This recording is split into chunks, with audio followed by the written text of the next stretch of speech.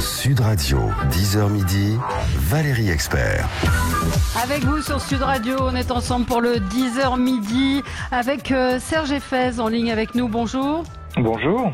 Vous êtes psychiatre et c'est vrai que ce matin, j'avais envie de vous entendre parce qu'autour de moi, et on peut le lire un petit peu partout, beaucoup de gens sont extrêmement angoissés par ce déconfinement. Alors est-ce que c'est normal, docteur ? En tout cas, ce qui est sûr, c'est que les gens sont beaucoup plus angoissés dans cette période de confinement que dans la période de confinement. La période de confinement, elle était presque rassurante parce qu'au fond, on savait exactement ce qu'il fallait faire et qu'on était tous logés à la même enseigne et que la seule chose qu'on pouvait faire, c'était être solidaires les uns des autres pour éviter la propagation de ce virus, rester chez soi, plus ou moins tranquillement, mais enfin rester chez soi. Il n'y avait plus aucune possibilité de création, de sa propre vie, d'invention des choses. On était tous pareils. Puis la période de déconfinement, c'est exactement l'inverse, c'est-à-dire que ça fait ressurgir les individualités. On a beaucoup plus de choix, les ordres qui nous sont donnés sont beaucoup plus flous. On peut à la fois sortir et pas sortir, rester chez soi et être dehors, retravailler et faire du télétravail, mettre ses enfants à l'école et pas les mettre, partir en vacances et ne pas partir. Bref, il y a quelque chose qui est beaucoup plus incertain. Et du coup, chaque individu a à se réinterroger sur lui-même, sur ce qu'il va faire. Et donc, ça fait effectivement surgir beaucoup plus d'angoisse. Oui. Et donc, des gens disent je fais des cauchemars, j'ai le cœur qui bat. Oui. Qu'est-ce qu'on peut leur conseiller ? Eh bien, il y a effectivement beaucoup d'angoisse, et c'est cette angoisse qui est libérée par l'incertitude, au fond, l'incertitude d'anticiper, de faire des projets, d'anticiper un futur. Le temps était très cristallisé dans le confinement. D'ailleurs, beaucoup de gens disaient je m'étais dit que j'allais lire, mais j'arrive pas à lire. C'est-à-dire qu'on était très pris dans le présent. Et là, tout à coup, il y a le futur devant nous, et c'est ça qui est angoissant. Donc, qu'est-ce qu'on peut faire ? Eh bien, c'est essayer de penser plus calmement à ce futur, c'est-à-dire effectivement sans doute ne pas faire des projets à long terme parce qu'on ne sait pas qu'est-ce que va devenir son travail, qu'est-ce que va devenir son entreprise, qu'est-ce qui va se passer à la rentrée, est-ce qu'on va reconfiner, pas reconfiner, donc tout ça est très incertain, mais par contre on peut quand même se raccrocher à des projets plus immédiats pour le lendemain, pour la semaine, recommencer à voir tranquillement des gens qu'on n'avait pas vus pendant la période de confinement, ceux qui font vraiment plaisir à voir, ceux avec qui on se sent pas en danger, recommencer à faire des petits projets, à mettre en place peut-être des lectures, des programmes, enfin bon, se remettre petit à petit dans le déroulement normal du temps. Oui, pour les enfants, parce qu'il y a des parents qui disent que leurs enfants ont peur de sortir, ont peur de ressortir, peur du virus, peur de tomber malade. C'est quelque chose qui revient aussi assez régulièrement dans les angoisses post-confinement. Oui, c'est-à-dire qu'il y a deux attitudes que je remarque chez les enfants et même chez les ados. C'est ceux qui explosent, c'est-à-dire qu'ils sont dans l'euphorie de pouvoir enfin sortir, retrouver des copains, voire aller à l'école, enfin retrouver une vie normale. Et ceux qui, au contraire, ont développé une véritable phobie. Une véritable phobie sociale, une véritable phobie scolaire, c'est-à-dire qu'ils se sont créés un cocon, ils se sont créés une cabane dans leur appartement, ils sont très bien, et réaffronter l'extérieur et les autres, ça les met, ils se sentent en danger, ils se sentent effectivement angoissés. Donc c'est un petit peu pareil que pour les adultes. Là, je pense que les parents doivent prendre ça très sérieusement pour pas que ça s'installe et que ça devienne quelque chose de chronique chez ces enfants. Donc les aider à retrouver l'extérieur, à retrouver un copain, à retrouver une activité, à faire petit à petit des choses qui leur redonnent le goût de l'extérieur. Mais pour ça, il faut que les parents ne soient pas angoissés eux-mêmes. Et que souvent des enfants angoissés d'aller à l'école ou d'aller à l'extérieur, c'est qu'ils ont des parents très très angoissés. Donc la première chose pour les parents, c'est d'essayer de prendre sur eux et pour aider leur enfant à retrouver une vie normale et surtout des rapports sociaux normaux, parce que sinon, encore une fois, c'est des vraies phobies qui peuvent se développer.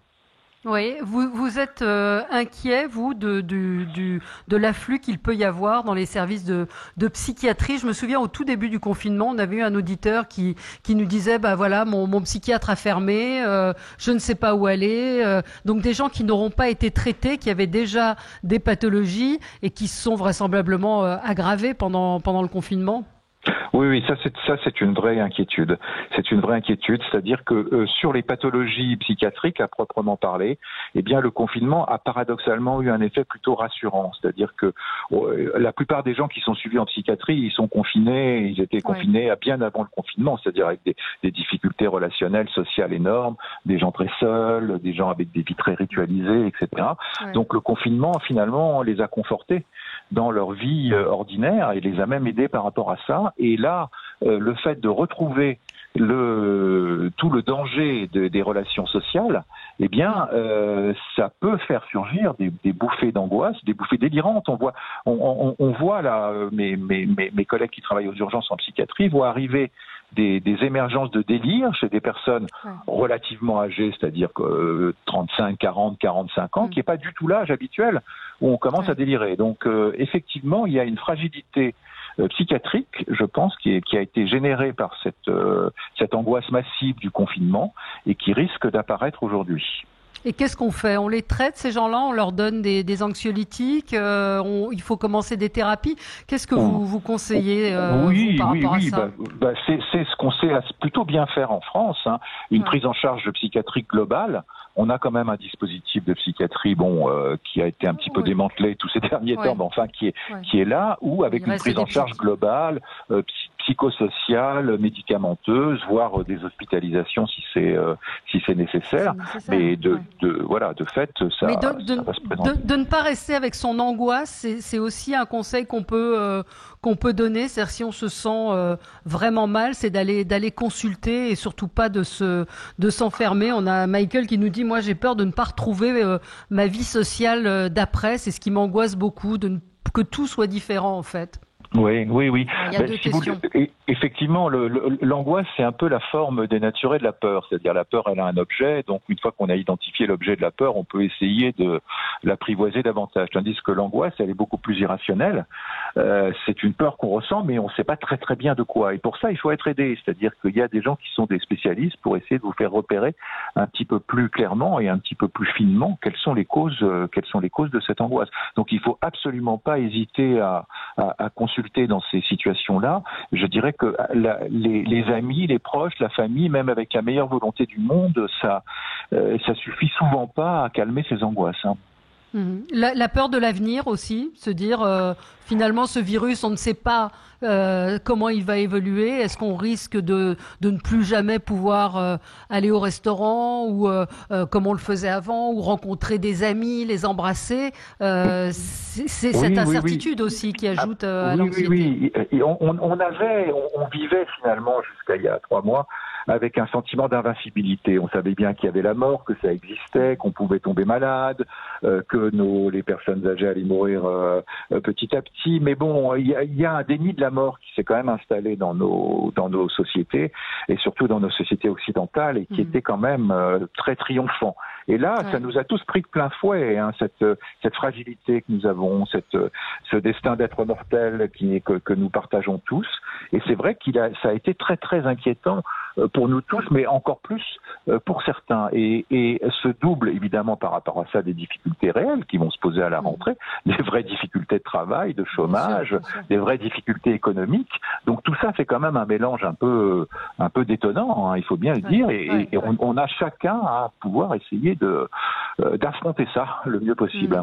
Dire à nos auditeurs aussi qu'aller chez un psychiatre, c'est pas forcément s'embarquer pour 15 ans de thérapie, que ça peut être une consultation unique ou sur 2 ou 3 fois. On n'est pas, ça peut aider de parler à quelqu'un d'extérieur. Absolument, vous avez raison de rappeler ça, et puis surtout de déstigmatiser aussi l'image des psychiatres, des psychologues. Ça veut pas dire qu'on est fou, ça veut pas dire qu'on est faible, ça veut pas dire qu'on est anormal, mais de la même façon que quand on a mal à la gorge, on va voir un généraliste, et quand on sent des angoisses, on peut aller voir quelqu'un qui est un petit peu spécialisé là-dedans. Très bien. Merci beaucoup, Serge Effès, d'avoir été avec nous et de nous avoir répondu très clairement sur ces questions. Merci à vous.